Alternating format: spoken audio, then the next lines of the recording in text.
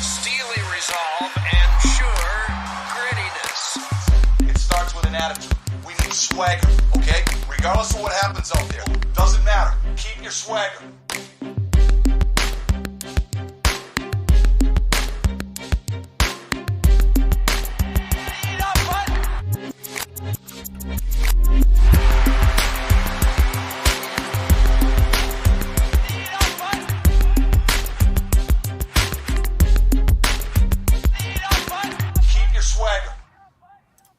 Hello, everybody. Welcome to the Fhfh Fantasy Hockey Podcast. We're your hosts today, TJ, Raj, Maddie.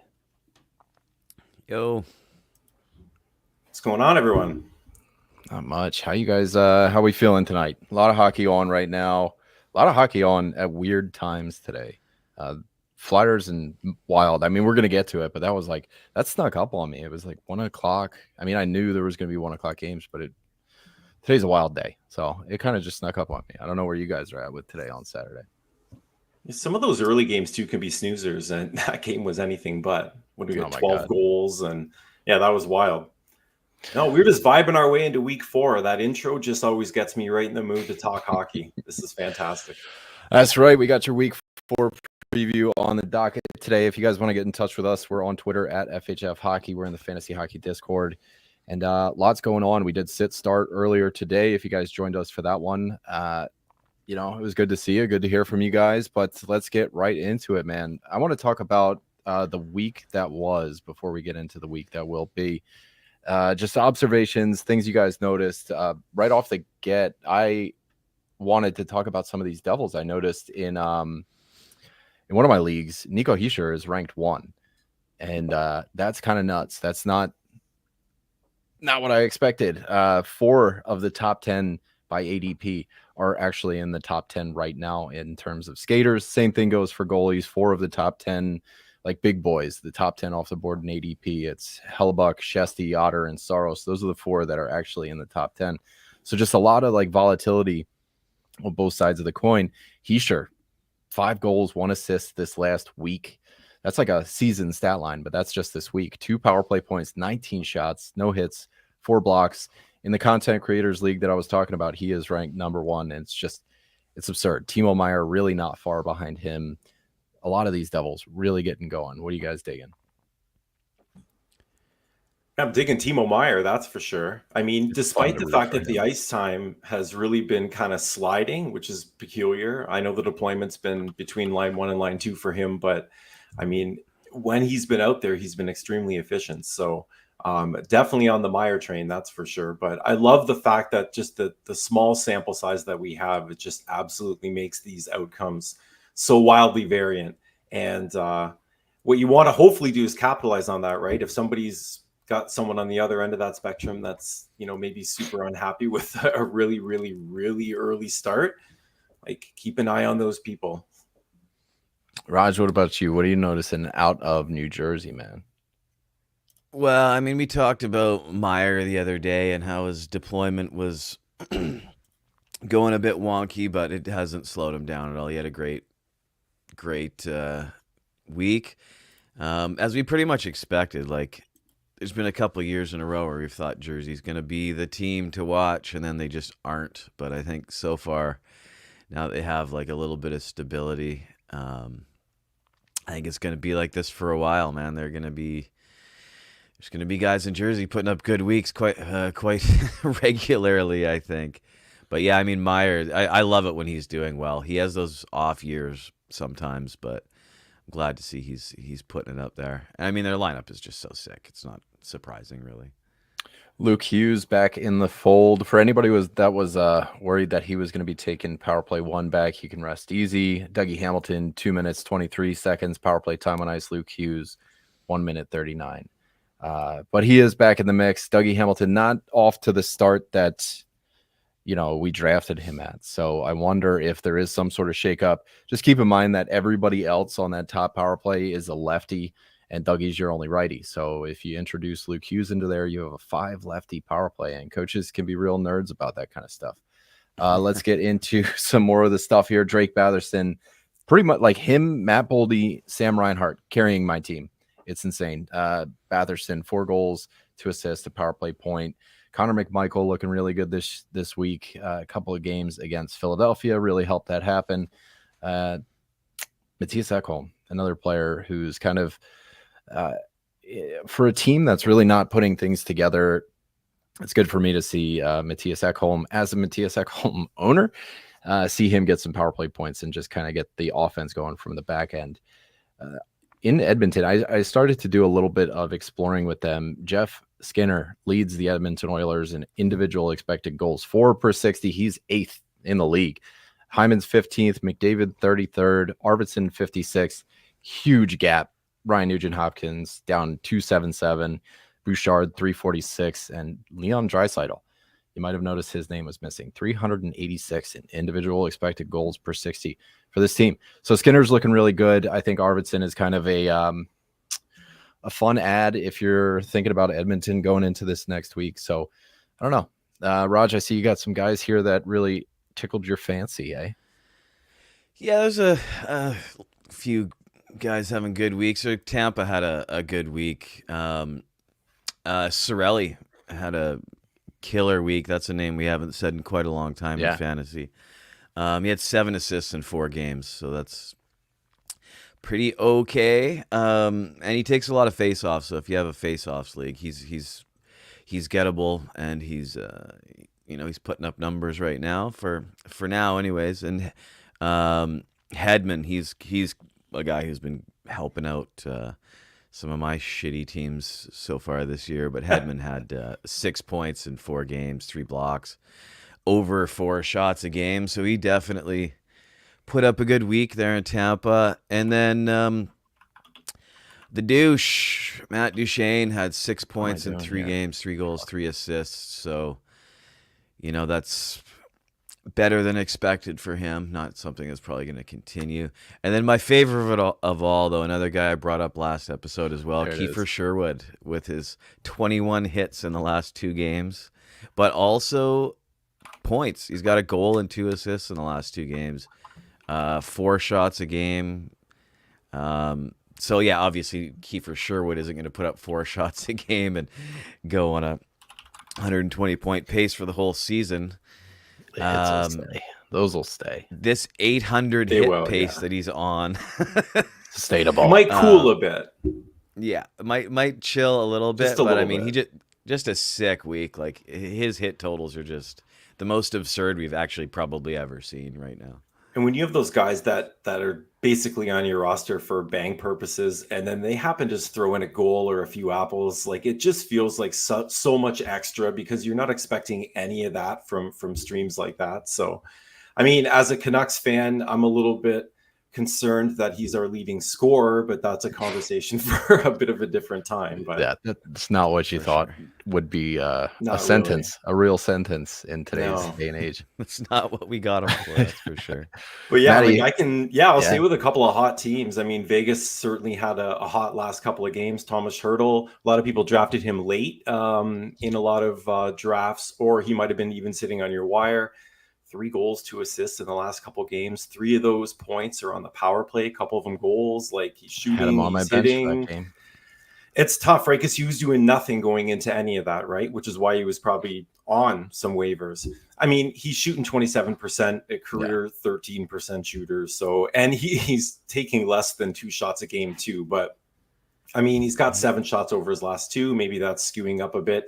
He is pretty locked to that power play 1.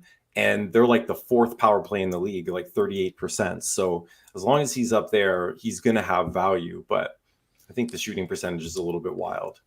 He added an assist tonight as well, so he's still producing. It's still in the first period there, so that's right. Good. I sat Malkin. I did too, actually. Malkin's been really cool. Yeah. Yeah, Matty Chuck with the 2-goal game. Love this. Nice. Shit. Oh, he's been so ice cold too. Pietrangelo too had a great week. 6 apples, 6 shots, 4 hits, 5 blocks. He's always good with the periffs, but he was shooting a little bit more. He actually is on the ice a little bit less this year. He's on the power play for a little bit less time this year. He's sure as hell not going to pace for 92 apples this year, but like, his periff value is always there. And if he's a 45 to 55 point guy on that team, then there's always going to be value for that. depending on the league format that you're in. Sam Reinhart, I mean, what can you say? Yeah. For a guy that did what he did last year, and a lot of people's first reaction was just, well, like obviously it's going to regress, and other sort of pie in the sky reasons why something should happen instead of just watching to see what will happen. And what will happen is like the guy just keeps scoring. He's got points in 8 of his first 10, 14 points in those 10 games. So I don't know if he's going to keep a 110 point pace. Even last year he was 94, I think it was. But like the shooting percentage seems to be consistent. It was really high last year, like almost 25%. This year's 22, although he's shooting a little bit less. But the injuries around him are what's interesting. They don't really seem to be affecting him as much. Like he's playing with Luosterainen and Lundell and still producing. Knock on wood. I got Sammy Reinhart, the sloth, in a couple leagues. I need him. I have him in the listener league. So with what I've noticed is a lot of people are projecting those Buffalo stats onto him and his utilization change. Like he's a net front guy in Florida now. So he spends a lot of his time in those high danger areas. You see it with like Chris Kreider, with different guys that are right up close to the net. Like Pavelski was this kind of guy too. Higher shooting percentage. You're in those dangerous areas. You're cleaning up goals and things like that. So for me, I give him a little more leeway with the shooting percentage since he's been in Florida. So I think it's a good bet to make 110 points. I think the safe bet's the under bet, right? Definitely. So, but yeah, I mean, it's a little rich, but still, I mean, to do kind of what he did last year, 85 to 90 points and maybe 40 goals doesn't seem that far of the realm of possibility. I mean, these are all guys that have really had good starts. I mean, somebody that's been a little bit cold to start the year is Steven Stamkos. 1 goal on 23 shots. He is playing a lot. He's getting all the power play time you could possibly get. He's shooting the same amount as he did last year. He's a 16 and a half, almost 17% career shooter too. And currently he's a 4% shooter. So maybe math does play into this a little bit right now. I'm sure if somebody was willing to shop him, you're going to get him for cheaper than what they paid for him at the draft. That being said, Nashville's dead last in the Central. They have 4 points. In 7 games. So like there was a lot of people that were pretty horny about Nashville to start this year. Yeah, and team shooting percentage for them is a big problem too. They're down there. But Stamkos queued up for Tuesday trends coming up this week. He's already somebody that we need to dive in on and get a read, kind of come to a verdict here. Top goalies this week, usual suspects like Saros, Shesterkin, Hellebuck. Binnington was on this list. I don't know if tonight's performance keeps him up there. Justus Annunen, he's looking great. 3 wins. We'll see if he's starting tomorrow. I don't know if that has been confirmed or not. Dostal is looking really good. I don't know what that game looks like right now against the Rangers. I imagine the Rangers are winning, but it's been a minute since I've looked at that score. Yeah, it's 2. They won. Rangers 1-2-1. Okay. Yep. That is right on track with where I thought. Shout out to Mackenzie Blackwood, actually having an underrated week. Alex Lyon looking really good. Stu Skinner with that shutout against Pittsburgh. Blomqvist looked really good in against Edmonton for like the first 40 shots. Gustafsson, terrible game. Like that game was just nobody had it clocked at all against Philadelphia. Like 5-point game for Couturier, 5-point game for Konechny. Mishkov had a goal and an assist. He's point per game on the season. 6 of those 7 points are power play points. So that's, in terms of sustainability, that's not looking good. Raj, I see you got your guy in here too. Demko 2.0. Yeah, Mr. Lankinen put up a great week. 2 games, 2 wins, 1.5 goals against, and a .950. So he's stepped up in the absence of Demko so far. He's losing 1-0 right now, but Lankinen's been a killer find. $850,000. What a I think early days, I think you can take a bit of a victory lap on that early days in the first few weeks here. It wasn't too far in the rearview mirror. We were like a serious debate between Shelovs and Lankinen about who was like the first, who do we hold as the interim starter, while we learn more about Demko. And there was a lot of people, based on the last year's playoff or whatever, that drafted Shelovs over him. And it ended up being quite a find. So yeah, Raj, you came out pretty early on that, and I actually grabbed him in one of my leagues. So Right on. thank you, Mike Yeah, he's Rogerson. good, man. Hey, thank Kevin Woodley. He, as He's the usual, guy. he predicted Yes. that Lankinen was ready to bust, and was pretty bullish on the Canucks picking him up. And he was, as always, when it comes to goalies, Kevin Woodley was right. So we were dancing on Buffalo's grave last week for a bit, and UPL quietly has 3 wins in the last 3 starts for Buffalo. 5v5 save percentage, his goal save above expected per 60. They're both top 20 in the NHL. So, I mean, if you're Buffalo, you're going to take that all day long. I think for them, I mean, great that they strung a few wins in a row. I think they're sitting at 8 points through 8 games or 9 points through 9 games. So they're off the mat a bit. The power play, fellas, like 32nd in the league, under 4%. If they can get It's worse than Nashville. Yeah, if they can get a pulse on that power play and they're getting top half goaltending, top 2/3 goaltending, there might be something there. But it starts with the goaltending playing well, so that's good to see UPL. And Hofer in St. Louis. So you talked about Binner a little bit earlier. Yeah. Hofer started 3 times, he's won 3 times. Binner started 6 times, he's won twice. Now, Dropped the game today too. That's it. Dropped the game today. Like Hofer's got a 947 5v5 save percentage. Binner's got a 919. That's almost 30 basis points. A negative goal saved above expected for Binner. I mean, it's kind of a nerd stat landslide in favor of Hofer, but the starts are 2-1 Binner for now. So I think that's something to really keep an eye on. I mean, back-to-backs aside, if that continues, I don't think it'll be 2-1 for much longer. You know, this was a question I asked Woodley when we did have him on earlier this offseason. You know, because we do get these we get amped up about these backup goalies who, you know, oh my God, the save percentage is just so much better than the starter. But then you look at the game log and you're like, oh, he's playing Columbus, he's playing San Jose and things like that. That's not the case for Hofer. He saw Carolina put up a 9.25. He shut out the New York Islanders. San Jose, that's his only bad game. That was the 8.62. So it's like completely off the script from what I was thinking. But this is one of those, you know, I'd love to get some data on this. Like, do quality of competition, do the backups get inflated numbers as a result of seeing these weaker teams or maybe tired teams even? So I don't know. It's something worth looking into, and definitely I like Hofer as a Binnington owner. It scares me a little bit seeing like all the ingredients for a net share, like the shift, and don't like that at all, but worth keeping an eye on for sure. Storylines. I guess we can get some goalies out of the way. Tristan Jarry in the AHL. Something we talked about on Sit Start. I wonder if this was like a paper transaction, like just a formality, because, you know, he would have to get waived. And then there's teams like Colorado that might be interested. You know, they could waive their own goalie. Hell, I mean, Vancouver. Yeah, Lankinen's playing good right now. You know, Shilov's ... Shut whatever. your mouth. We have Lankinen. But, like, you know, you have an established guy. Why not, number one, kind of kick the knees out of Pittsburgh, and then 2, whatever. But he didn't need to be waived because he got sent down on a conditioning stint.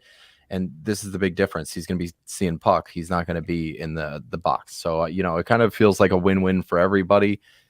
Very telling about the state of Tristan Jarry. Am I wrong? Did the same thing happen to Matt Murray before he got sent off to Siberia, Ottawa? I mean, yeah, it did.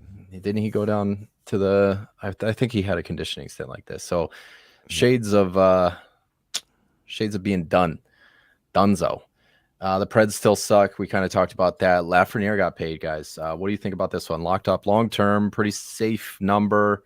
Good time to do it too, because, you know, that's a powder keg. I think it was 7.25 for 7 years or something. Like, it was in that neighborhood, something around. Mm-hmm. But you know, it takes him to 30 years old, 31, something like that. Yeah, you're buying a few years, right, of unrestricted free agency. It's weird. Whenever these young guys get these big contracts, it always feels like a huge number for a young guy, but not really a big number for like a vet that's good.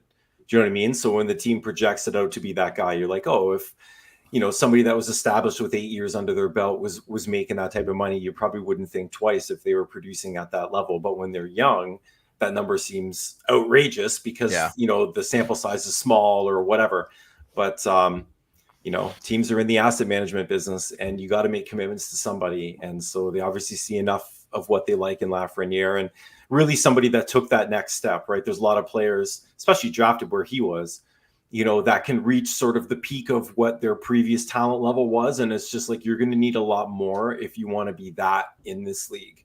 And maybe it takes a long time for some players to figure that out. And a lot of times players don't figure that out. He seems to have, turned a corner in the last little bit. So we'll see if the contract is warranted, but nice to see him get paid. Got to pay him before he starts seeing power play one time and really jacks those stats up.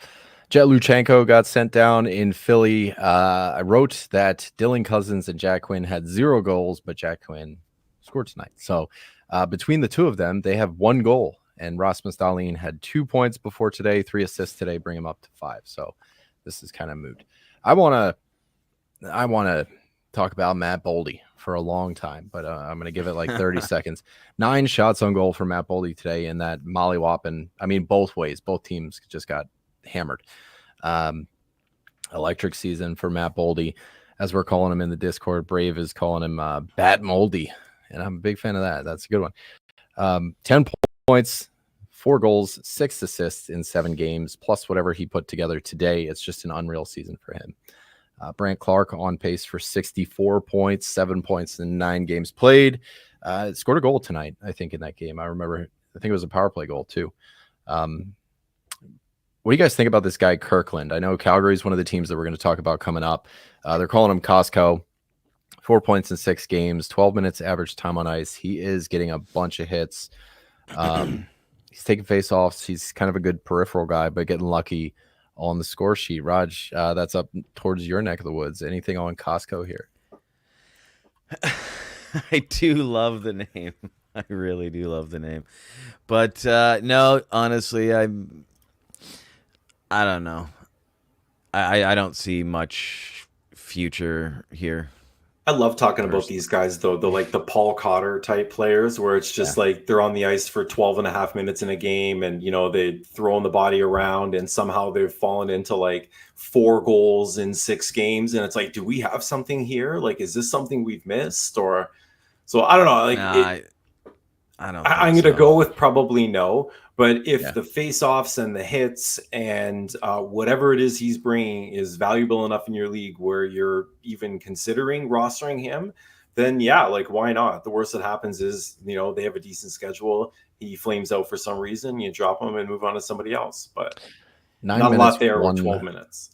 9 minutes tonight. Looking, I mean, he's a perif guy, I think. Yeah. Deep. 9 minutes and donuts across the board, pretty much. Yeah. 1 hit.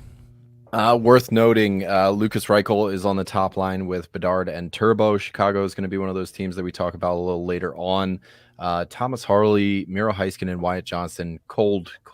They're going to wind up on Tuesday trends unless they can fix their shit Sunday or Monday before I start blasting them. And Raj, your guy, Ivan on the top power play with Colton out. But Ross Colton might be on the horizon. It's nowhere near as bad as we thought. Yeah, Matty, you got some stuff here, man. What do you think? Yeah, that's Ivan's moment too. We'll see what he does with that. I think he scored. See? Yeah. Raj, you're 2 for 2 now. Lankinen and Ivan. Right? I love it. I'm concerned about Anaheim, gentlemen. I mean, anything that is in the Anaheim periphery is becoming a fantasy death sentence. I mean, to this point, outside of Troy Terry, who's got 4 goals and 5 points, Leo Carlson's got 3 goals and 4 points. Those guys lead the team in scoring. The rest of the team has 2 points or less. Like, as a whole, they've scored 15 goals in 6 games. Their PP's slightly better than Buffalo, 31st at 8%. Like, even Bang Daddy Gudis, who's kind of doing his thing, like 6 games, he's got 24 hits and 18 blocks. So he's doing that part of what he's doing, but like 1 shot on goal in 6 games. He actually put some points on the board last year. He's got 0 points. So just across the board, none of it's really cutting it outside of Dostal. That's the only part of Anaheim that's really cutting it. Yeah. But they play a bunch over the next 2 or 3 weeks, and most of it is off nights. So there's going to be a temptation and a lure to play a lot of people from Anaheim. And I would say just exercise caution with that, because we've been able to fit them in. But if you fit them in, what are they actually going to do for you when they're in there? It's just games played. It is, yeah. Like, and obviously you understand the value of doing that, but at some point there's diminishing returns when it's the quality of the person that you're putting in there, right? Matty Barzal on the island, a sniff on PP2. I don't know if he stayed there. I don't know if he finished there for the whole game, but I saw he was on power play 2 for a bit. They are all over the place. Like they just don't know what's going on left and right with changes. Yeah.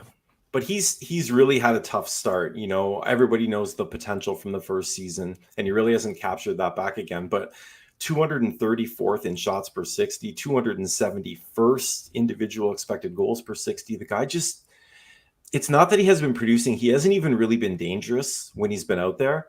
So, like, all of this could be short-lived. I'm not saying go out and drop Matt Barzal, but I bet you if you own him, if you still own him, like, it's crossed your mind. I mean, tonight, I don't know what he did, but when I looked before, 0.0 shots, time on ice was down. So unless he had a really strong last 7 or 8 minutes, a little disheartening from a guy that people thought could potentially have, 70+ point upside if the Islanders offense was any sort of potent. But so far it is not, gentlemen. 3 hits and the rest were zeros for Matt Barzal today. It's a tough Saturday. Oh yeah. But I mean, that is the Islanders, and I mean, they're going to come up again a couple times tonight, but it's just, they are being the Islanders, and that's what they're doing. Yeah. We thought maybe it's with all a they bunch know of how changes, to be. Exactly, right? And that's the same thing as like we were just talking about Anaheim. They're bad. We can think there's these guys that might break out here or there, these secret gems or something, but these teams just don't score. And it's always a risk. If you're basically with the Islanders, you're kind of banking on the first time they're going to have any offense in like 25 years, so it's just, yeah, it's Paul Mary and Anders Lee going off right now. It's like circa 2012 or some shit. Rough. Very strange days. Over the next 4 weeks, you're going to be frustrated with guys out of Dallas if you're not already. Mason Marchment and Logan Stankoven seem to be the only ones really doing anything. So I don't know. The 11 games played total. If you got any of those fringe guys, you could probably get rid of them. We're holding obviously Miro, Yjo, the big boys, J-Rob, 1 back-to-back and 4 off nights over the next 4 weeks from Dallas. Florida, they got 12, so 1 extra game and the same amount of off nights. So it's going to be tough stretch for Florida. I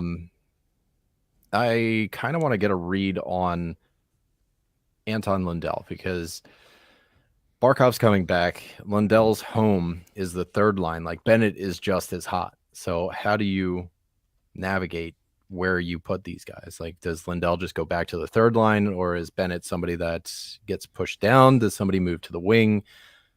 I don't know, but I just really feel like Lundell has had a stretch that warrants top 6 persistent exposure. Yeah, I mean, he's been good, but I mean, I don't know if they're gonna push Bennett down. I don't think they are. So I'd be thinking Lundell third. Yeah, Lundell back to the third line. I mean, it's great for them. They have that option where he can move pretty seamlessly between third line center and first line center when the inevitable comes up. But yeah, I would think that's his more natural home.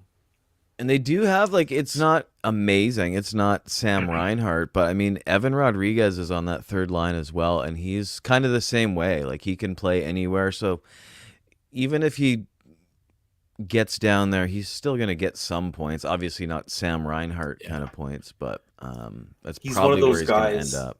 I think we talked about him last year on the Taxi Squad in one of the episodes. This whole suite of guys that's Like your whole purpose is you can play with star players. You've done it your whole life. You can play on the wing. You can keep up.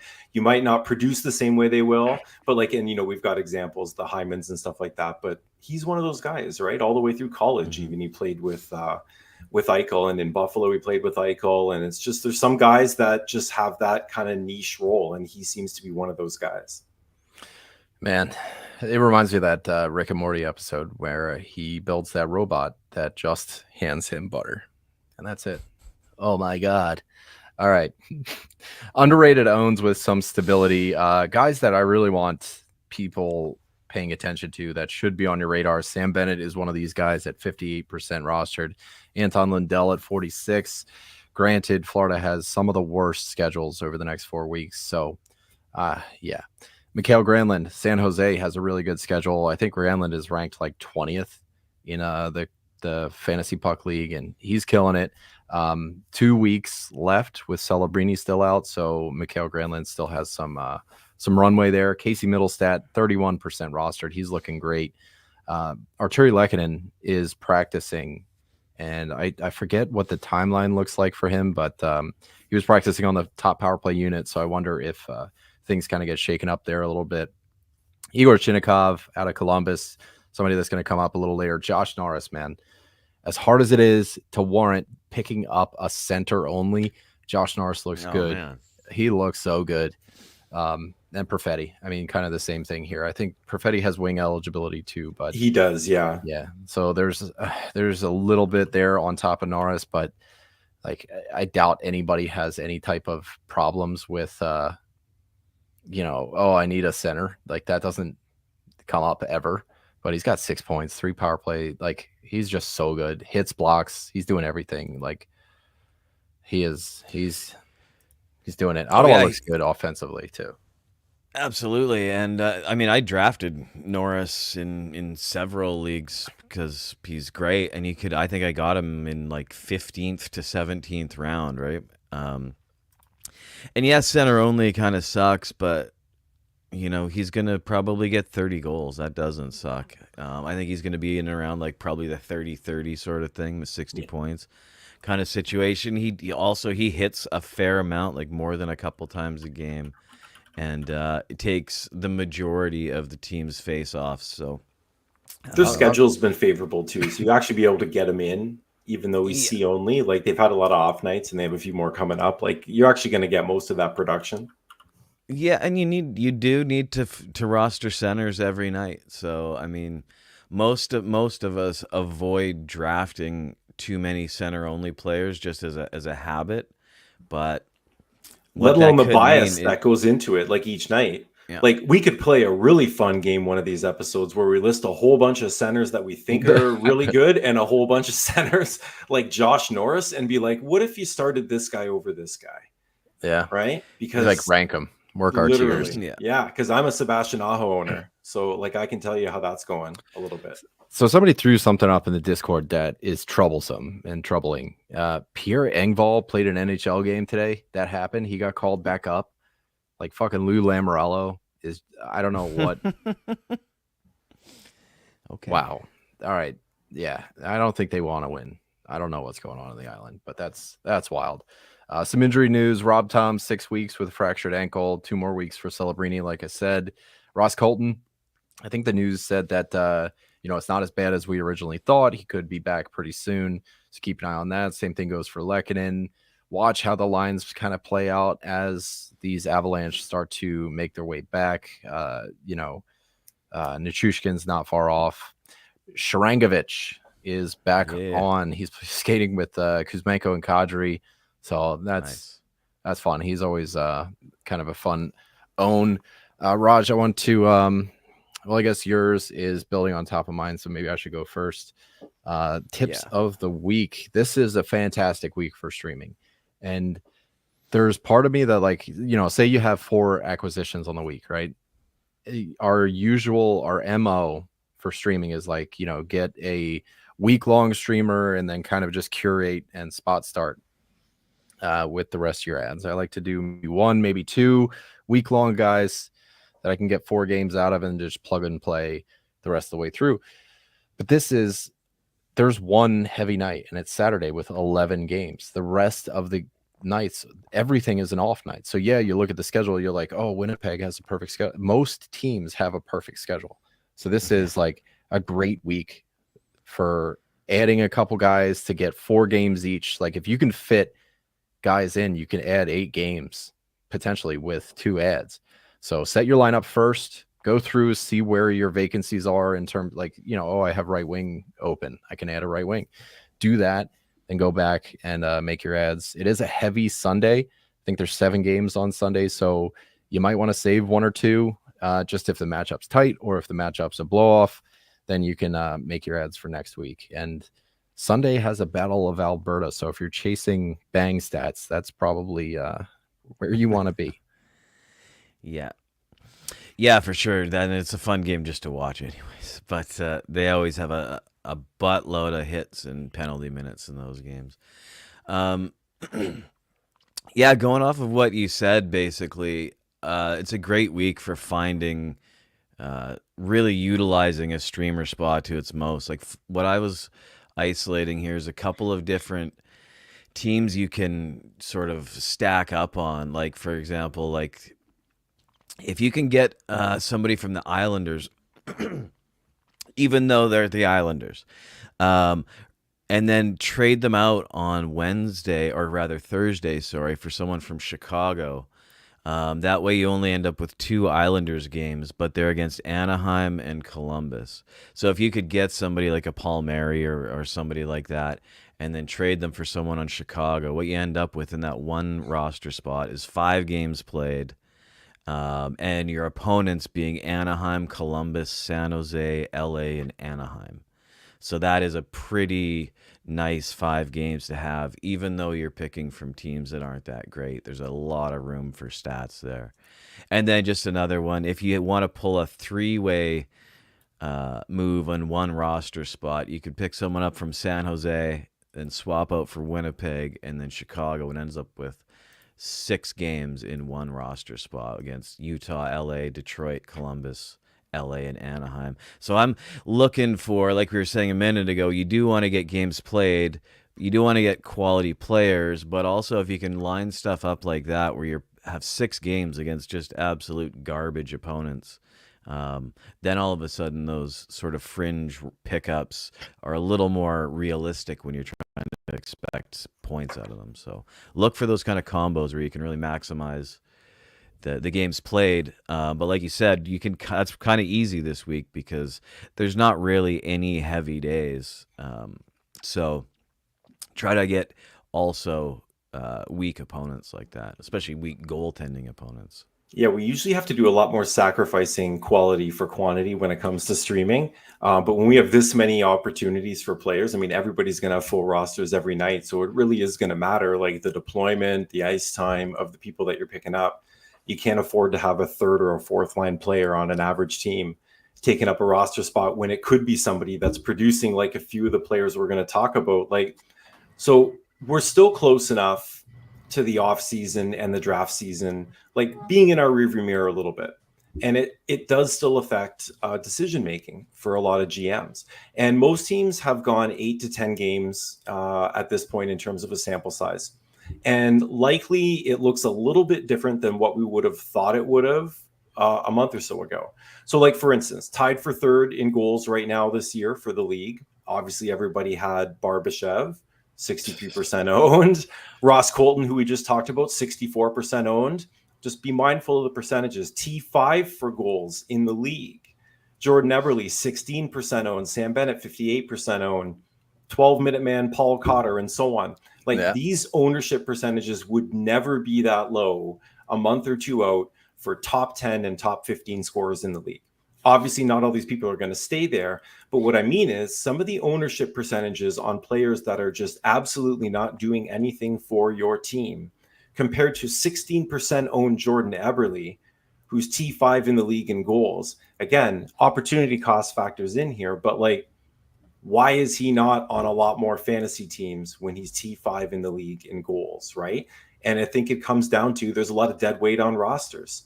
You look at a simple go to a Yahoo team page and look up any team that you think, almost all of the ownership percentage is based on what people thought was going to happen, months and months and months ago. And now we're actually in the season and doing the thing. And the people that are actually doing the thing, that hasn't caught up yet. And as a GM, you can actually take advantage of that if you can isolate some of those opportunities, like some of the folks we were just talking about. So something to keep an eye on as we get a little bit longer into the season. See, I was told that only goalies were volatile this early in the year. Anything's very weird with... to see skaters popping off this early. I thought skaters do what they're supposed to. Anyway, let's get into the schedule breakdown. Like I said, everything is pretty much flush across the board in terms of games played. There's not even really a light night here. Let's see. I got to zoom in a little bit because I'm old as fuck. Was that 8 games on Monday, 7 games on Tuesday, 6 on Wednesday, 7 on Thursday, 6 on Friday? Like, that is so smooth the whole way through. You have nothing but full rosters. Saturday, 11 games, not even that heavy, a little bit heavy, but still like easy decisions to make with the guys that you're putting on the bench. And Sunday's got 7 games. So big chance to turn things around on Sunday. Just like we were talking about this week, the week that we're in right now, where, your opponent has the same shitty schedule that you do for streaming. Your opponent's going to have the same great schedule next week for streaming. So you really want to maximize what you're doing with these pickups. Like going back to what Maddie's saying, this isn't a week for looking at shots on goal per 60 and like who's got the potential. No, we're not looking for potential this week. We need guys who are doing it right now. So we're not looking at these, maybe down the road. Like, I know Velarde is kind of a hot button topic right now because Winnipeg is top of the schedule, but he's got like 6 shots on goal through the last 7 games. So this is not a guy that, like, one more bad game from, somebody brought up a really good point in the Discord. Like, they're 8-0, so they're not changing things, but like, he's not doing a goddamn thing. Straight up NPC on that top line, top power play. I'd much rather have Perfetti from him, but guys that should be doing stuff but aren't, I would rather have the guy that shouldn't be doing something that is, especially for this week. Games played leaders, 4 games, lots of them. Winnipeg, Calgary, Tampa, New York Islanders, Seattle, Washington, Columbus, Boston, Chicago, Toronto, and San Jose, all with 4 games. The off-night leaders, 4 games, 4 off-nights, Winnipeg, Calgary, Tampa Bay, the New York Islanders. Again, most nights are off nights. So a lot of these teams that have 4 games, the only reason they have 3 off nights instead is because Saturday, and that's an 11-game slate. So 4 games, 3 off nights: Seattle, Washington, Columbus, Boston, Chicago, Toronto, San Jose. The worst schedules is Dallas. They have no games until Thursday, and Detroit's also got 2 games. They both have 2 games, 1 off night, as you can't have 2 games on Saturday. So obviously 1 off night there. And New Jersey's got 2 games and 2 off nights.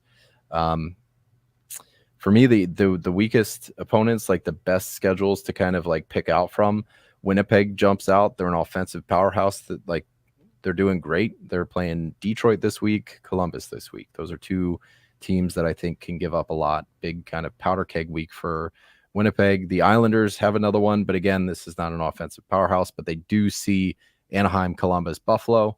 Then they see the Rangers, and Boston's got 2 gimme games against Philadelphia.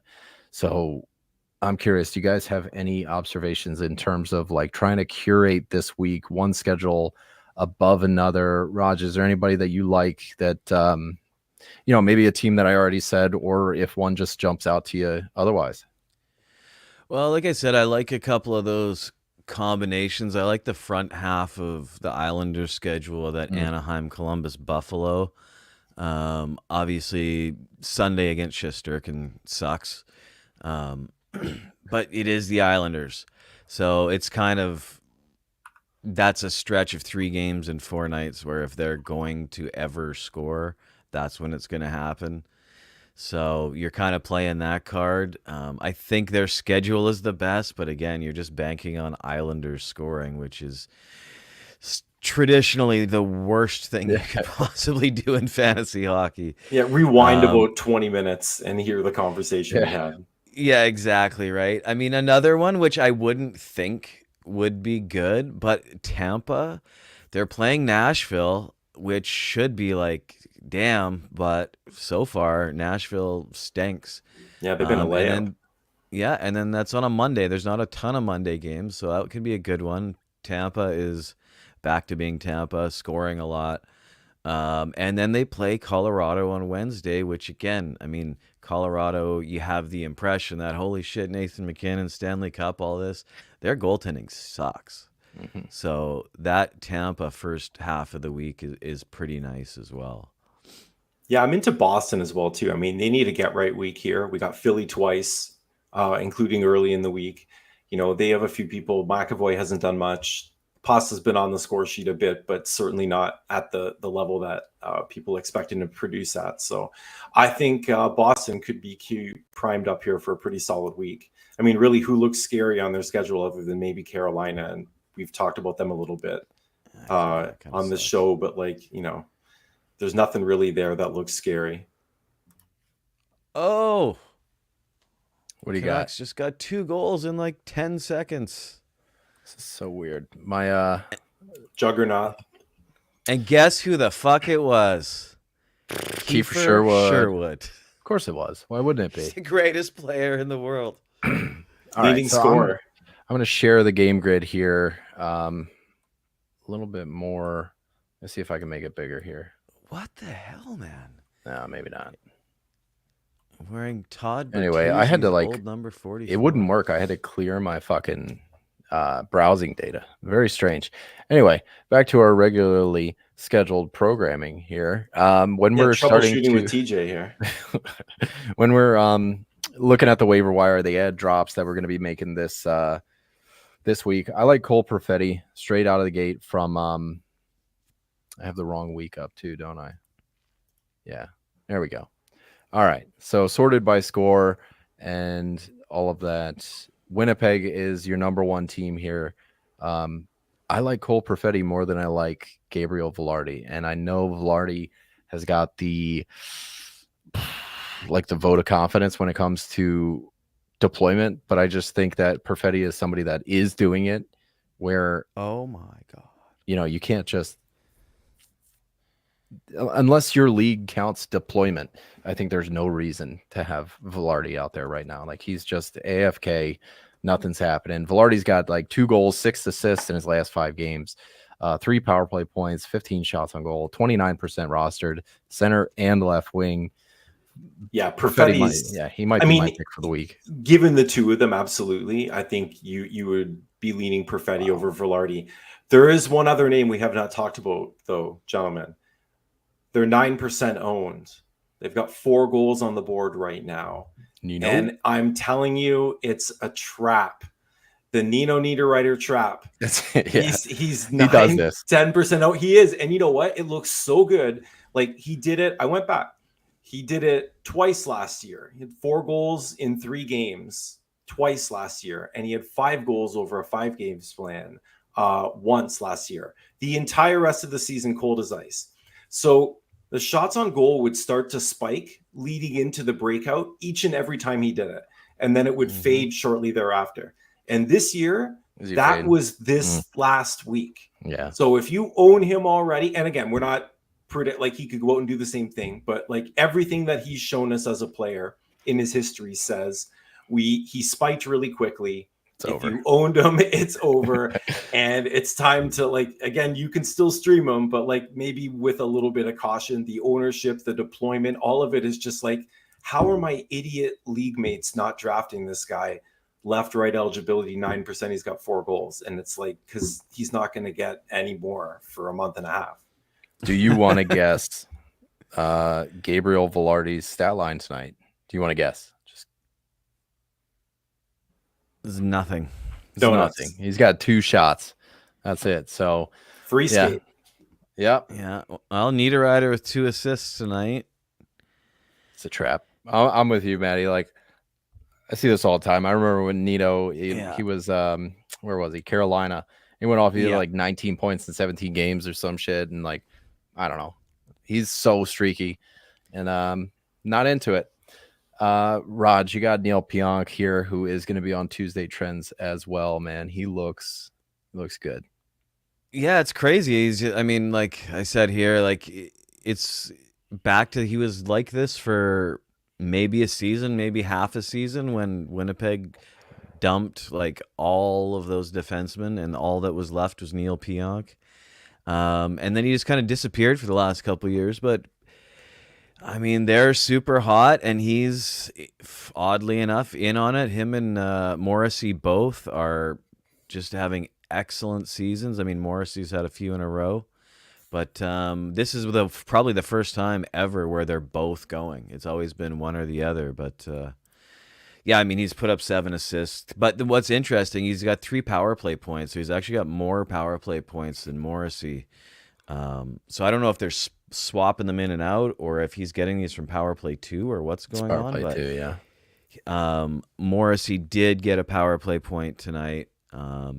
They're top of the league in goals for per game, so Yeah. they're a powerhouse right now. Oh, and Pionk got a shorthanded point tonight. So again, those guys are just having Pionk He's another crushing. assist. So great. Yeah. Great. Last call on Pionk, I'd say Calgary's got Yeah. some fun ones. What do you guys think about Sharangovich coming back inside the top 6 for what it's worth? I'm going to check something here because the Calgary beat writers are super strange with like one guy will say this guy was on the top line and then another one. So I just want to see what the actual line combos were. Sharangovich, second line with Kadri and Kuzmenko. Top line was Coleman, Zary, and Backlund. And there's your Pospisil. Yeah, not so bad. So what do you guys think? Do you like Sharangovich with this kind of deployment? For sure. Yeah, absolutely. Kuzmenko picked up another couple points tonight. I mean, people think I'm joking when I say that he's worth something because you know, he came in hard in Vancouver and then just disappeared after the trade, but well, before the trade, I guess. But he's a good player. Sharangovich is a good player. I mean, I don't know if it was last episode or the one before. I was saying I don't understand why Calgary's good, but I mean, all these guys are. They lost tonight to Winnipeg, but everybody is. That's the hot thing to do nowadays. But they still put up 3 goals, and it was still Kuzmenko and Kadri and those guys. So I believe Calgary for now. I don't like saying that, but I believe in Calgary right now until it stops. And I mean, the schedule gives us a reason to really want to have them to begin with. I'm really leaning Coleman. I don't know if you were saying that earlier, TJ, but yeah, we'll get to that later in the show. But I got a lot of time for that. Especially for any like a banger sort of league. But Calgary, the ownership outside of 1 or 2 guys is really not that high. So you're going to be able to stream a lot of guys on this team. The week certainly sets up for it. And a lot of dual eligibility too, whether it's Coleman, Huberdeau, Zary, right? Like you can fit these guys in your lineup. And, you know, they've quietly been doing a lot more than people anticipated they would. That's the thing about that. Like, I'm with you. Coleman is top of my list here. Huberdeau, I feel like he's slowing down. He's starting to come back down to earth. Connor Zary, he's shooting up for me. Got a tooth knocked out today in the game, I think. Watching that one. Yeah, he got a tooth knocked out. So he's getting in the mood. But Coleman, man, over the last 7 games, his season so far, 24 shots on goal, second on the team. Rasmus Anderson. I think it was Jeff here in the chat. He said stares per 60 is unreal. He's scoring goals, and I guess that's his thing. After every goal, he stares somebody down in the crowd, and man, he got another one today. He's looking good. No power play point. Tonight might have been a power play goal, but if it was his first power play point of the year, and he's leading the team in points, which is nuts. Like Uyghur, you know, taking that top power play, something else. Kirkland, 9 minutes time on ice. I'm not into it. Give me Zary, give me Coleman, 1 and 2. I would take Coleman before Zary, I think, and then Huberdeau, then Kadri. Just because that's center only, I kind of lean the flexibility a little bit more. I mean, you got to get pretty deep in a league where you have to consider Justin Kirkland over who? Yeah, I mean, I think he was like third or fourth on the team in face-off. So like Some leagues I could see where he makes sense. Yeah. Jeff says he scans the crowd for his stare down candidate. That is fantastic. Rasmus Sanderson, all around good guy. It looks like we all were kind of in on Cirelli here for Tampa, who doesn't have a bad schedule either. They're going to see what happened here. Is this? Oh my God, I had last week up the whole week. Tampa, they got Nashville. That's a win. Colorado, that's a lot of goals. Minnesota, we'll see. And Winnipeg, this is like, that's not an ideal schedule in terms of opponents, but there's a lot of opportunity for goals and points. What do you guys think outside of Tampa? I mean, Cirelli is kind of top of the list for us, drops off pretty hard after that. Yeah, they're pretty. Yeah, go ahead, Raj.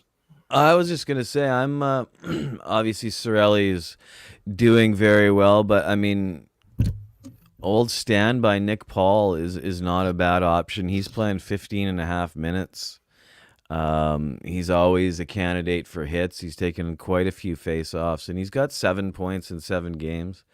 And I like this center left wing.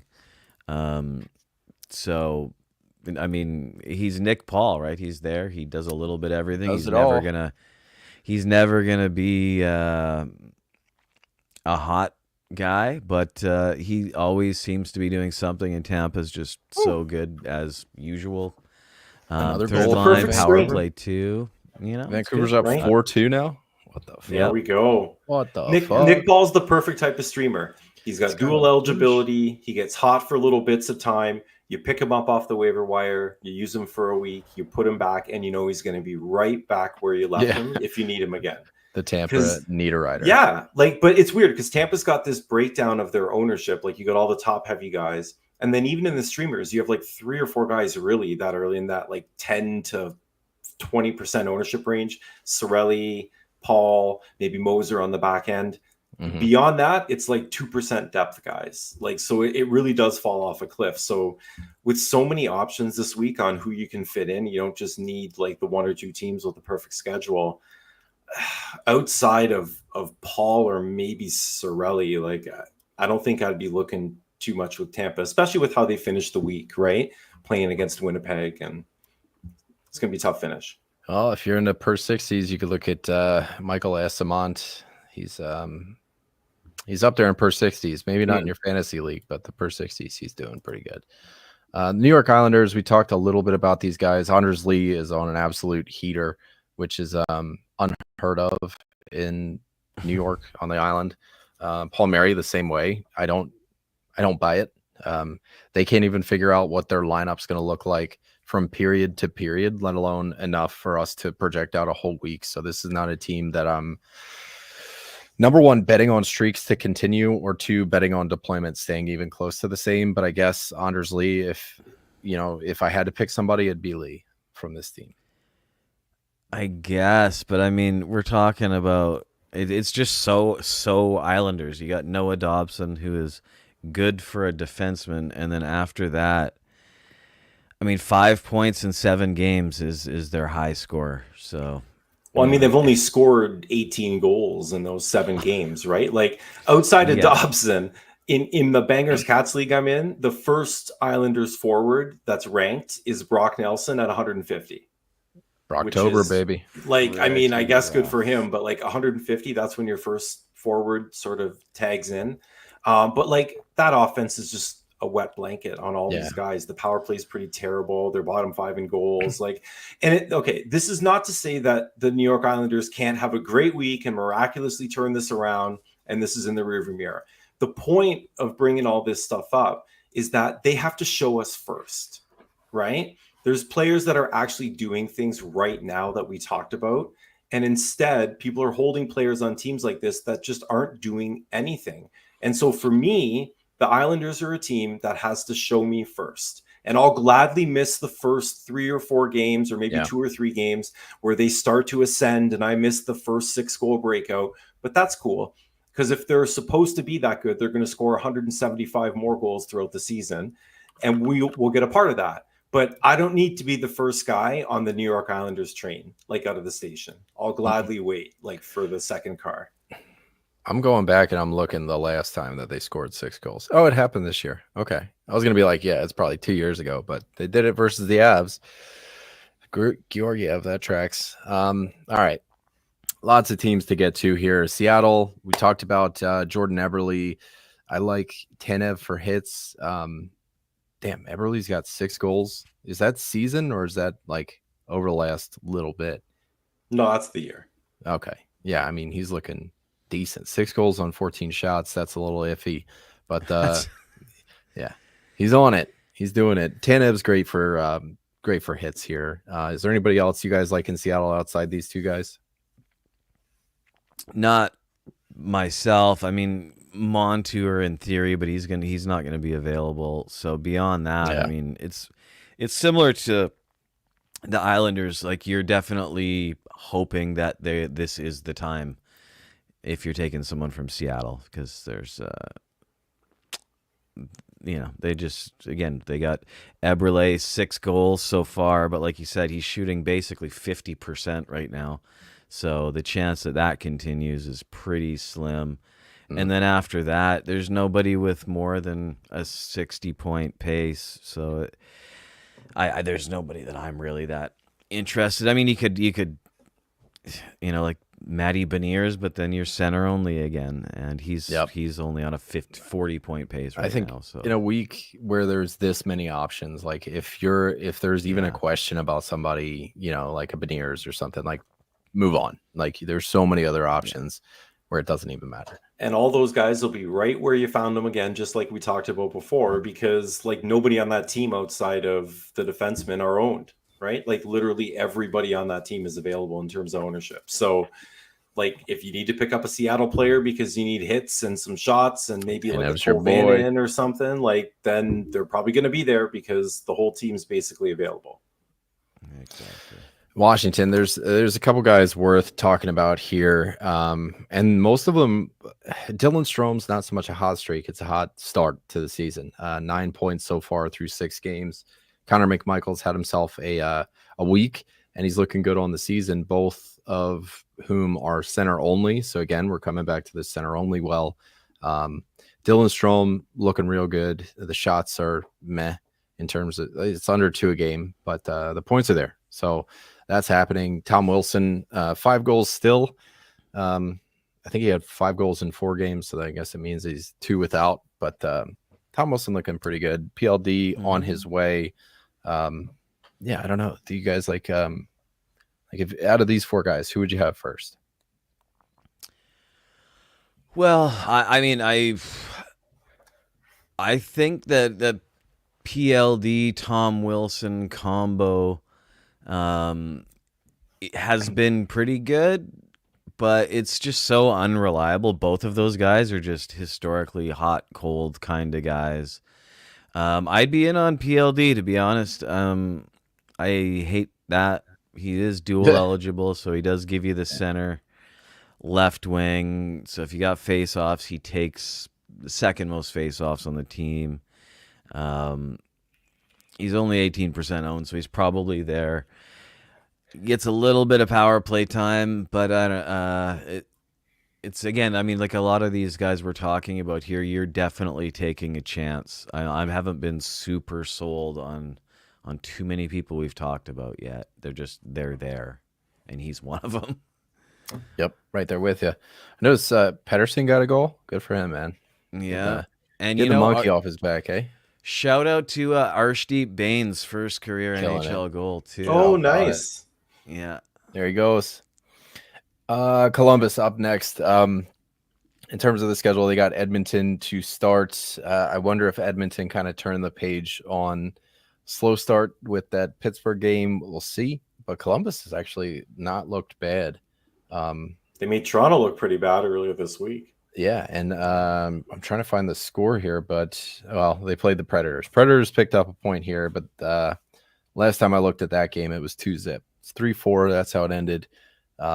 Anyway, they got Edmonton, New York Islanders, Winnipeg, and then Washington to close out. And that Washington game's on Saturday, so I don't mind like having, kind of going back to what Raj was saying, Columbus for the first half, and then pick yourself up a Sunday guy.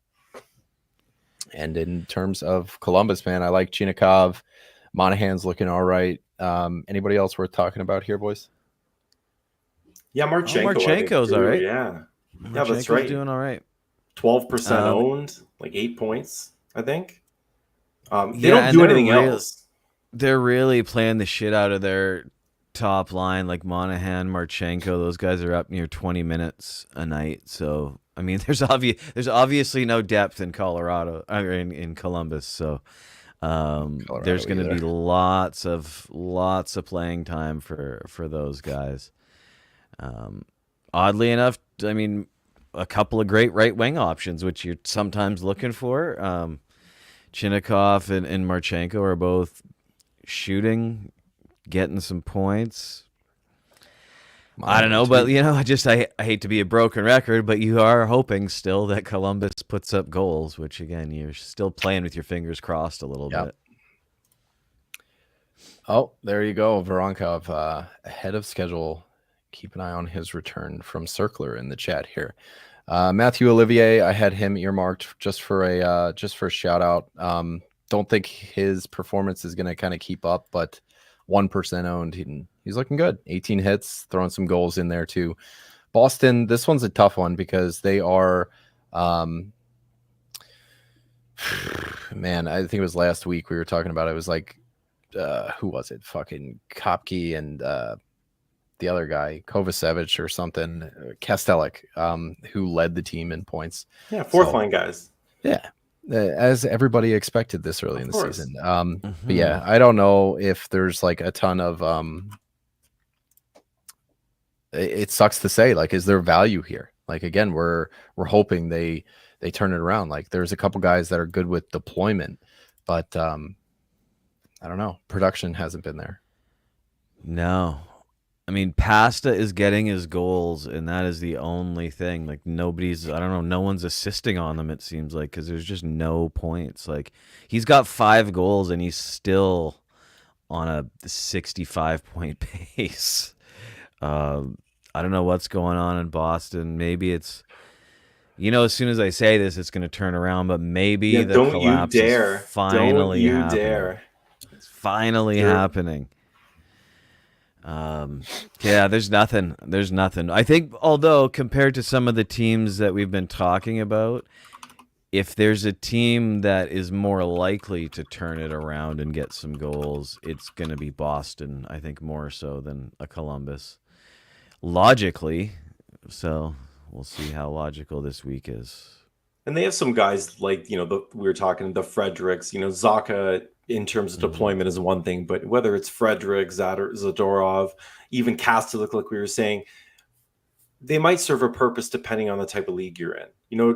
In 8 games, the guy has like 31 hits, but he's got 5 points and he's shooting up once a game. He's blocking once a game. Like, if you're in banger heavy settings with, any semblance of a deep bench, you could do a lot worse than a player like that. So at least they bring some of those other elements that seem to travel game to game. Like the Perif seem to travel with a lot of these guys, even if the actual production has been not to what people have been expecting of Boston. There's absolutely no way I'm going to make that type of proclamation, Raj, because I've thought it way too many times. And then Boston's turned around. But, I think what happened is every single time one of those OG locker room guys left, it just chipped away like at a pillar of the culture in that room. And like, you can bring guys like Trent Frederick and Kastelik and these other kind of nobodies in. And if you're surrounded by all these other, legends, these nobodies turn into something in a lot of cases. And Boston seemed to always have these like guys where like, you've never even heard of them. Like, how are they making such an impact? And so now who's left out of that, right? It's Marchand, and he's been hurt a lot. And it's just slowly changed the identity of the team. They still want to play like the old Bruins, but they aren't the old Bruins. And I think that's going to take a little while to digest. Well, looking at tonight's game, I mean, we got a Pasta goal given. I think Marchand got the OT winner. A Zach a point. Okay. Brazo, Frederick with a couple of points. So my guy in the notes here, TJ had just thrown Turnaround in week. Bangs, and my first guy to go to for Bangs in Boston is Frederick, because he's got the dual eligibility, That's right. and he's a forward who hits like a defenseman, and somehow he's got a power play point, but he picked up 2 points tonight, so way to go there. And Daddy. again, those dudes, Kastlik, Kopke, points tonight again. What the fuck? Very strange. Chicago, I like what Chicago's got. They're going to see Colorado here on Monday. Colorado's going to be in the second half of a back-to-back, so they're going to be tired. And then they got San Jose, Los Angeles, and Anaheim to finish out the week. So like they're punching well within their weight class all week. So for me, I love Turbo as an ad here. He's somebody I've highlighted as one of my, top of my list kind of guys. Left wing, right wing, 47%. So he's dancing that line of whether or not he's available in Yahoo. 2 goals, 4 assists, 5 power play points, 14 shots, 5 blocks, no hits. Not really his thing. But the top line with him and Bedard, and now Lucas Reichel. Nick Fliggs, he got demoted to the third line, so I think he's kind of donezo. But Reichel, he's got 3 assists in his last 3 games, 8 shots on goal in the same span. Top line with Turbo and Bedard. I'd be into that. Up to 14 minutes in his last game played. So I think that time on ice is on the rise, because that shift happened mid-game. So I wonder if he was getting like third line minutes for most and then got moved up. So I'd be curious to know what his time on ice was in his next game. So we'll see there. But yeah, I mean, if Fliggs was somebody you were looking at, then I think Reichel could be too, if you want that offensive exposure. But Fliggs, Nick Foligno, he's your banger. He's going to do that. Anybody in Chicago you guys dig on? I think we got, 15 or 16 more teams? Fuck. Yeah, we kind of just did all of them. Yeah, right. All right, let's blow through some. Minnesota's got Jake Middleton and Marco Rossi, another center only, but Rossi's doing stuff. Should we take your idea here, Maddie, and like all these center only guys and rank them at the end of the episode? I don't know about the end of the episode. It might be a little bit off the hip, but yeah, I think it's something we should look at doing. Not like all the center only guys in the league, just the ones that are mentioned for this week. Literally, yeah, go for it. New York Rangers, Will Cooley, he's got 28 hits.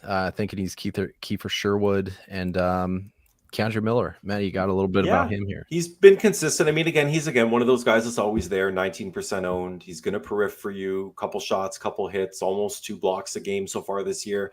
The thing with him is there was always that potential for 30, 40 point upside. Like, he plays even strength with Fox on line 1. He plays on power play 2.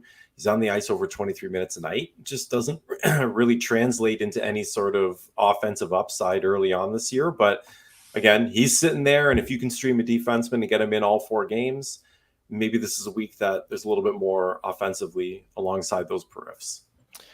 He's got the riffs. Riley Smith, worth a mention. 6 points in 7 games. The Rangers are an offensive powerhouse. He's inside the top 6. Just maybe some, whoopsie daisy kind of points coming out of him. Toronto, I feel like we always talk about OEL, Matthew Nyes. We've set our piece on these guys, right? Like, we're done. Yeah, OEL I think is owned at this point too. Like, it's saying 50%. 50%, yeah. But like in any league of substance, he's owned. Yep. San Jose is the last team worth talking about. Mikhail Granlund is somebody that I feel like should be on a lot more rosters. 34% rostered at this point, center and right wing. Last 7 games, he's got 8 points, 5 power play points, 25 shots on goal. Just unreal stats here from somebody that we didn't think San Jose was going to have this kind of offense coming out of it. Like I told you guys, he is ranked very high. Let's see. Where's he at? Mikhail Granlund, 16 in the Content Creators League. Just a nutsy performance from him. Toffoli, just go check on him. He's 56% rostered. Zetterlund, love this guy for Bangs, doing a little bit of offense too.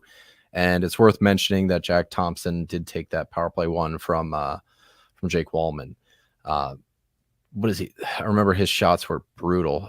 4 shots in 7 games from Jack Thompson. very weird stuff. But 3 power play points, all of which are apples. Anything worth talking about in San Jose that I might have missed? There's never anything worth talking about in San Jose. I mean, Granlund's doing the thing. We did mention him when Celebrino went out and said, he's going to be taking over all that deployment, all those minutes. So if that's something you can fit in your lineup, center right wing is nice. I mean, you're going to get every game that he plays in there. When we actually went through Toronto, and I think it applies to Edmonton as well too, we got 2 pretty high-powered offenses that coming into this season, I think almost everybody used like a ballpoint pen to write down what like power play 1 looked like and power play 2 looked like. And I think about it in the context of players like Nyes, Skinner, Arvidsson. These are players that are priced in that they're not a part of that really at all, or if they are very minimally or PP2 actors. But if those teams continue to struggle, especially on the power play, there might be some significant change where somebody like Nyes maybe, changes in deployment, or somebody on Edmonton maybe gets a more permanent role than a bit of a tryout. So those are things to really keep an eye on, because it's not very often that power plays. I mean, Edmonton, historical power play, not too far in the rearview mirror. And it's not going that way right now. Mm-mm. One thing I wanted to say about San Jose, a lot of their games lump up in the beginning of the week, Monday, Tuesday, and Thursday. If you guys go with, and this would be like for me the optimal strategy, get yourself a Granlund Monday, Tuesday, and Thursday, and then hop over to Winnipeg, Calgary, Tampa, like whatever guys are left, because I guarantee 3 a.m. on Sunday morning, like guys like Velarde are going to get scooped up, whatever. Make your Friday, Sundays. There's lots of Friday, Sunday teams worth talking about, but I love Granlund for the beginning of the week here. They got Colorado, Utah, Los Angeles. So I honestly, I think Granlund's going to be my pick. I'm really big on Coleman, like you said, but you got to him first. Perfetti be somebody else right behind him, and Turbo. I know picking 4 guys for my streamer of the week is cheating, not even kind of cheating. 4 guys. Yeah, but I'll go with Granlund. Granlund will be my 1 pick. That's a pretty solid pick. Yeah, well, I'm going with a not solid pick. I am doing what I usually. Well, I don't know that it is. I mean, he's Zacha is gonna be my pick for the week. Top line, top power play in Boston with Lindholm and Pasternak. That should be a great place to be. He's got balls for points, but he's a career like 14 to 16% shooter, and right now he's shooting 4%. So he is shooting. Boston is they're just not putting up points. Like we already talked about the last couple episodes, how weird their scoring looks right now. So given the schedule and just given the fact that he should be doing better than this, I'm going to play the law of averages coming back to the mean. And this is one, I don't always like to bank on someone turning their season around. Should not be something that you're It's kind of like catching a falling knife. That's right. But I mean, like I said, like you're on a line with Lindholm, Pasternak, you're on the power play, you got a good schedule. I just got to feel like he's going to get some points. Yeah, Jonathan Drouin would like to have a word with you when it comes to optimal deployment and actual production. Jonathan Drouin has given us significant reason to believe that he will never be good. Very true. And never put up the numbers that we think he might have been capable of, or the potential he showed 12 years ago. He's a guy that just never has come through. Zacha has, and I think that it's a bit of a reach, but I think well, I'll talk to you next Saturday, and you'll know what kind of week Zacha had, because I'll either be bragging about it or I won't bring it up at all. Well, the irony of the 2 streamer picks that we have is we both picked guys that are shooting 4%. So I don't know if they're stream of the weeks or more just great deployment, great opportunity. Keep doing what you're doing, and hopefully, a little bit of positive regression in terms of your shooting percentage. But yeah, I'm going with the cooler fellas. Blake Coleman, banger darling, He's getting that 30% of power play time this year compared to 18% last year. He's got the 1 goal on 24 shots. I'll take the 3 shots a game and hope that kind of normalizes over the course of the next 4 or 5 games. He's taking 3 shots a game, 2.5 hits, almost a full block in a game. So if your league counts that stuff in any way, shape, or form, he's going to help you regardless of how much he's putting on the score sheet. He's dual eligible. I don't really have much more to say, fellas. I am in on Blake Coleman. I'm trying to find our Raj. Who did we even pick last week? I'm trying to find the old notes. I buried it. Oh yeah, it was just you two. That's right. Yeah. I just wanted to say real quick, like talking about what Maddie just said there, how like these guys that we're picking have very low shooting percentages. It's one of those interesting things where you're looking at the stats and the way that you interpret the stats. Do you interpret these guys are shooting 4%? Is that the time to bank on them turning it around, or is that the time to believe that means they're pieces of shit now and they're just shooting 4%? So it's, you can have all these, you have all the stats and that, and it still does come down to just how you're going to interpret that. And are you the type of person who's going to play that the stats are going to break or that they're going to continue? That's what it's coming down to here. I think I have an overall like rational or maybe irrational belief that success in sports at this level has a lot to do with how confident you are, because all these guys are crazy talented. Some of them slightly more talented than others, but confidence plays so much of a factor in it. And if you're confident enough to shoot the puck 3 or 4 times a game, every single game, and take those opportunities, then I think over time that will start to normalize for somebody that's done that a bit before. So like it's a weird thing to measure, but I think there's an element of like, there's a lot of people that just don't take anywhere near that volume of shots. So for somebody that has the confidence in their game to be doing that night in and night out, that's somebody who I want to take a shot on for, 3 or 4 games and hope that some of that goes in. I found our streamers, Raj. None of us, we didn't do good. It was a bad week for it. You took Morgan Frost. I took Samuel Urson. And then Morgan Frost, speaking of shots, what did he have? Like 50 shots or so, 24 shots and no goals? 12 in 3 games, 5 hits, 3 blocks, no points. And I picked Samuel Urson, who no wins, had about as many saves as Frost had shots, and 7 goals against. But it reminded me that the Flyers are bringing up Alexei Kolosov and might see a game on Sunday. He's not in Yahoo for anybody that's like really feeling froggy about picking up the 3rd string Flyers goaltender. I'd advise against it. Yeah, you need help. Professional opinion. Yeah. But it's happening. Cam York on IR. Luchenko got sent down. So there's a little bit of flexibility. They're bringing up Andre. They're bringing up Kolosov. So it'll be fun to watch. But I don't know, Raj. I'll give you the win on the streamer of the week, even though we both definitely lost. That's we dropped both of those. Crying on each other's shoulders. Bad week after that one. But that's it, guys, for the week 4 preview. I hope you guys are digging it. We're on YouTube. If you guys want to give us a sub, we're doing podcasts, as you know. So like, review, do all this stuff as a listener. Cue up the outro music, Raj. Did it turn off? I heard it. It fucks up your voice. Yeah. Does it really? Yeah. Yeah. It's fine now. Wonky. Oh, it's fine. All right. now. Yeah. All right. There we are. If you guys rate, like, review, whatever you can do, back for us. We're doing this for you guys. We're not charging any money. We're not talking about ads. So just saying, #1 podcast in the world with no ads. Reach. Appreciate you guys. We got Tuesday Trends coming at you guys next week. I'll be in Punta Cana.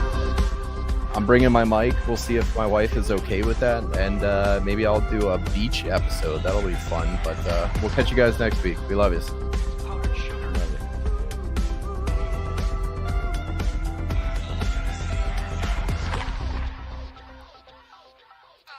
turd nuggets.